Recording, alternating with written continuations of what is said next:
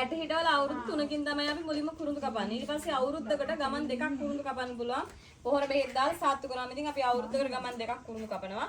සාමාන්‍යයෙන් මේ වගේ ගස් නම් අපි සාන්තල් සයිස් වලට පෙන්වන්න හදාගන්න ඒවා. නැත්තම් ඊට වඩා ලොකු වෙන්න ඕන. හරියම කුරුඳු ගහක් තරනවා නම් අnder වගේ ලොකු වෙන්න ඕන ලොකු ගස් තියෙනවා. ඒ කුරුඳු ගහක් තරන්න කෙලින්ම විනාඩි 20ක් විතර යන නිසා මේ චූටි කෑල්ලක් තමයි ඔයාලට පෙන්වන්නේ. ලොකු ගස් පොඩි ගස් කියලා වෙනසක් නැහැ. කුරුඳු තරන්නේ අපි එක විදියට.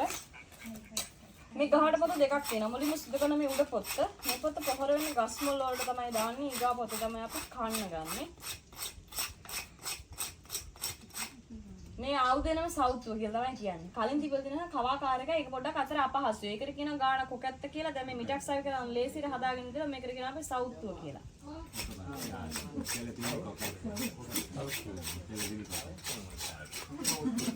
මිනිස්සුතරන් සෞතුනේ. නෑ මිනිස්සුතරන් සෞතුනේ.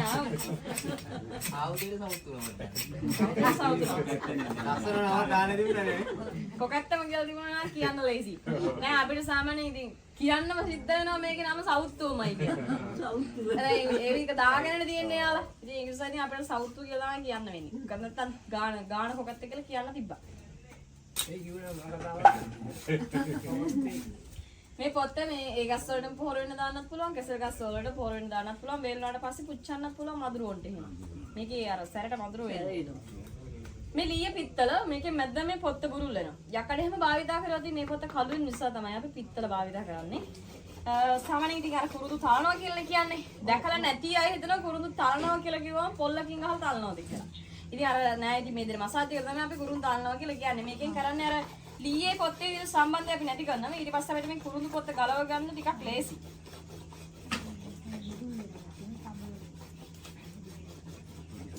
සාමාන්‍ය මේ දවස්වල නම් චුට්ටක් කුරුඳු තැලන ආඩුයි. මොකද කුරුඳු වල මල් ඇවිල්ලා තියෙනවා. මාල් දාලු යට ආපු කාලේට කුරුඳු තැලෙන්නේ නැහැ. තැලෙන්නේ නැහැ කියලා කියන්නේ මේ පොත්ත චුට්ටක් ගලව ගන්න අමාරුයි. ඉතින් කුරුඳු හොඳටම තැලෙන කාලයක් තියෙනවා. මැයි මාසෙට තමයි කුරුඳු හොඳටම තැලෙන්නේ. ඔය මාල් දාලු ඔක්කොම ඇවිල්ලා ඒ කාලේට නැතුව යනවා. ඊට පස්සේ කුරුඳු හොඳටම තැලෙනවා. ඒ කාලෙට ඉතින් කුරුඳු දාන්න පුළුවන්. මේකට කියනවා අපි තරණ කොකැත්ත කියලා. කුරුඳු වල ක්වොලිටිස් තුනක් තියෙනවා. C4 C5 ඇල්බා කියලා. ඉතින් ඔය ක්වොලිටිස් තුනම හදාගන්න එකම ගහින් තමයි. ගලව ගන්න විදිය විතරයි චුට්ටක් වෙනසක් තියෙන්නේ. දැන් මේ හදන්නේ අපි ඔය C4 C5 හදාගන්න විදිය තමයි මේ. ඇල්බ එක තමයි ක්වොලිටි මේක. ඉතින් ඇල්බ එක හදාගන්නේ ඒක හීන් කුරුඳු කියලා තමයි කියන්නේ. ඒක මෙහෙම මේ වටේටම ගලවන්නේ නැහැ. පෙන්සිල් සයිස් එකට හදාගන්න.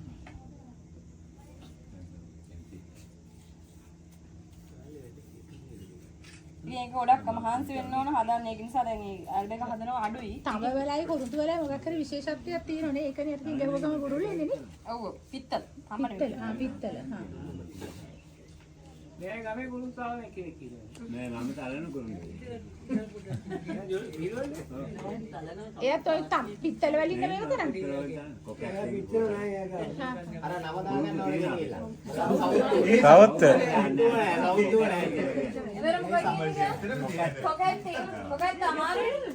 ඒ තියෙන කුරුඳු විස්කි එක බයිට් එක මගදී දෙන්න. බයිට් එක මගදී. ඒක සීනි නෑ. සීනි දාලා නෑ. අර වීඩියෝ එකේ. සීනි දාලා ඔව් නෑ. ඒක වීඩියෝ එකේ ආයි. අර වීඩියෝ එක අයියා නේද තේ ගැල්ලුවේ? මම තේ කල්ලානේ මෙයා. ඒක තමයි සීනි. අන්න ඒකනේ. මේ මේක සීනි දාලා පොඩ්ඩක් සීනි දාලා එයා ප්‍රසිද්ධ වෙලා ඉන්නේ තේයල් වල. ඔව්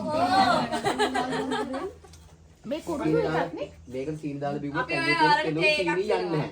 මේක දිය වැඩියාවටනේ ගොඩක් ගන්නෙ. ඔව්, දිය කොරස් වැඩියාවට වලට දිය වැඩියාවට. ඉතින් ඒක යන්නේ නැහැ සීනි දාලා බිව්වොත්. මේ තේක අපි සීනි දේවල් දාලා නෙමෙයි හදලා තියෙන්නේ. කුරුඳු මේ පොතු එක වේලුණාට පස්සේ තමයි ඔය තම්බලා ඔන්න තියෙන්නේ. අමාරු ඉතින් වැඩිපුරම පාවිච්චි කරනවා කොලෙස්ටරෝල් වලට, ඩයබටික්ස් වලට, බඩ හැම අඩු කරගන්න, මහත අඩු කරගන්න කුරුඳු දේවල්. දැන් ඔය වගේ කප් එකක් බිව්වයි කියලා ඉතින් බඩ මහත අඩු වෙන්නේ නැහැ. බොනවා නම් ඒක දිගට මාසයක්වත් බොන්න ඕන. ගන්නවත් බැන්දා වැඩි නෙමෙයි. කුරුඳු පොතු එක වේලුණාට ලබනාතියත් ඇවිල්ලා බොන එක. මෙයාගේ මහා කල්පන මේක දවස් දෙකක් අයියට කියන එකක් අහන් එන්න කියලා. බලන්නත් ඕනේ ඉතින්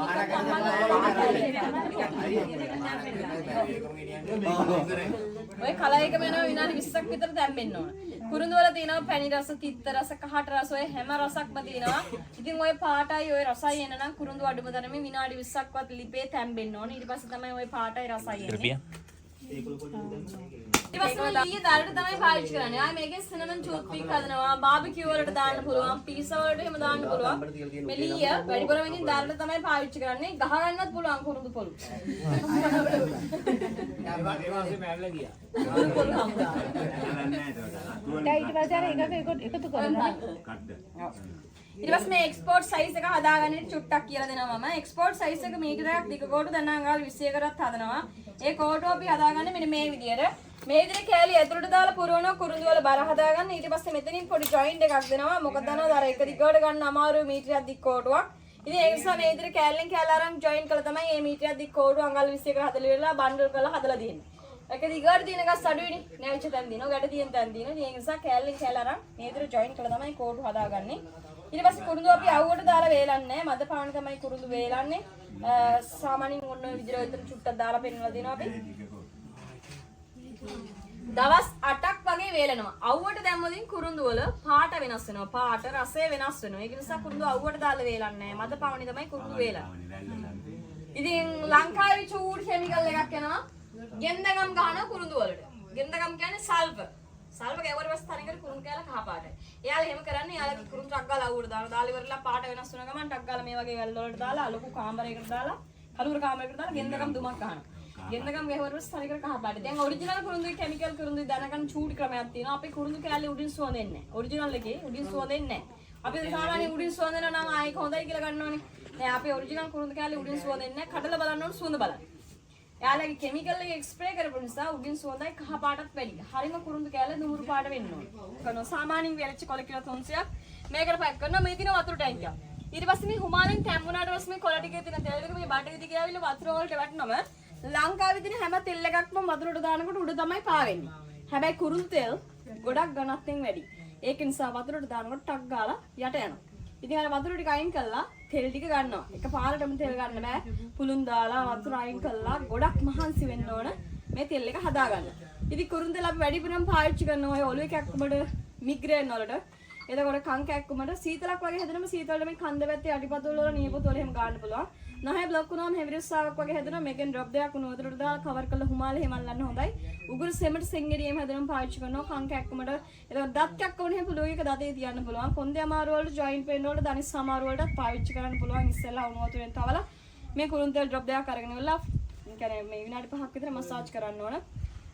අර කැන්ඩල් ලෑම්ප් එකට දාලා පත්තු කරාමත් හරිම සුවඳයි. කැන්ඩල් ලෑම්ප් එකක් තියෙනවා වතුරේ තෙලු දාලා කැන්ඩල් එක යටින් තමයි පත්තු කරන්නේ. ඉතින් හරිම සුවඳයි. මధుර වෙන්නෙත් නෑ මේකේ සැරට.